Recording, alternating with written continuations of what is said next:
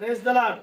ప్రకటన గ్రంథం 2వ అధ్యాయం 21వ వచనాన్ని మనం గమనించినట్లయితే, మారు మనస్సు పొందుటకు దానికి నేను సమయం ఇచ్చితిని గాని అది తన యొక్క జారత్వాన్ని విడిచిపెట్టలేదు అనే మాటని ప్రభు సంఘాన్ని ఉద్దేశిస్తూ మాట్లాడుతూ వచ్చాడు.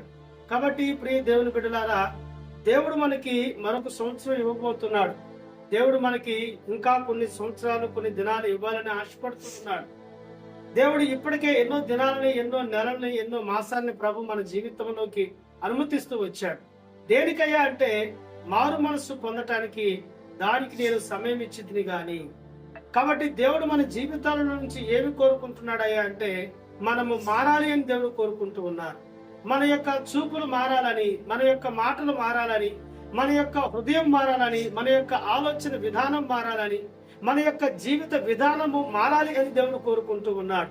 ఆయన ఈ సృష్టి అంతటిని గమనించినట్లయితే ఆయన గొప్ప మార్పులు తీసుకొచ్చిన దేవుడుగా మనకు కనపడతాడు. చీకటిని ఆయన వెలుగుగా మార్చినట్లుగా చూస్తాం.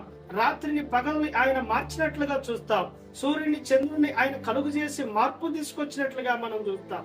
సృష్టిలో ఉన్న ప్రతి దానిని కూడా ప్రభు 7 దినాలలో 6 దినాల్లో ఆయన మారుస్తూ వచ్చాడు.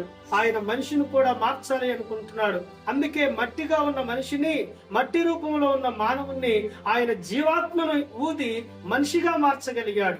కాబట్టి దేవుడు మనకెందుకు సమయాలు ఇస్తున్నాడు, ఎందుకు నెలలు ఇస్తున్నాడు, ఎందుకు మనకు ఆయుష్ పొడిగిస్తున్నాడయ్యా అంటే మనము మారు మనసు పొందాలని, మన జీవితాలు మార్చుకోవాలని, మన కుటుంబాలు మార్చుకోవాలని, మన యొక్క ఆలోచన విధానాన్ని మార్చుకొని ప్రభు యొక్క బోధలోను, ప్రభు యొక్క శిక్షణలోను, ప్రభు యొక్క వాక్యంలో మనం ఎదగాలని దేవుడు కోరుకుంటూ మరొక సంవత్సరాన్ని దేవుడు మనకి ఇస్తున్నాడు.